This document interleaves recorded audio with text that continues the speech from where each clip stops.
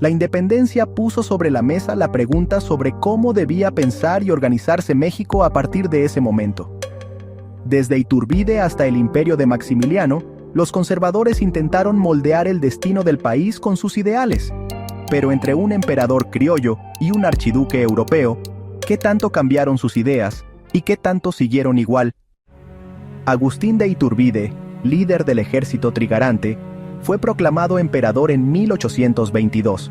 Su proyecto político contaba con elementos tanto conservadores como liberales, pues era defensor de la religión católica como única, proponía una monarquía constitucional y buscaba la unidad nacional bajo una figura central de autoridad.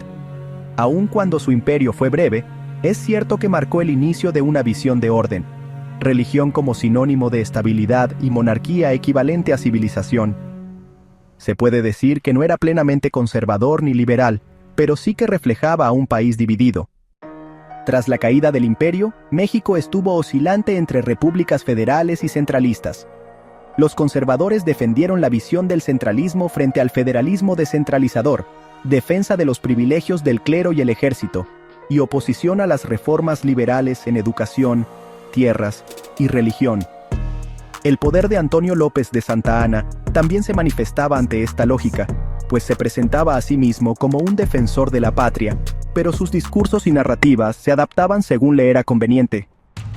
Ya para 1864, los conservadores invitaron al archiduque austriaco Maximiliano de Habsburgo a convertirse en emperador de México con miras a restaurar esa misma orden y estabilidad que tanto se buscaba. Pero, sorpresivamente, su gobierno fue una paradoja en el sentido de que, aunque era monárquico, incorporó ciertas ideas del liberalismo.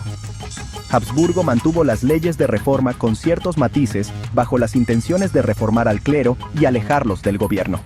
En cierta medida protegió a comunidades indígenas, impulsó la educación laica y la defensa de la libertad de prensa, siempre y cuando no se atentara contra el orden del imperio, lo cual sacudió a los conservadores porque hasta el momento, este pensamiento había mostrado continuidades claras como la defensa de un poder centralizado y la Iglesia como garantía de orden.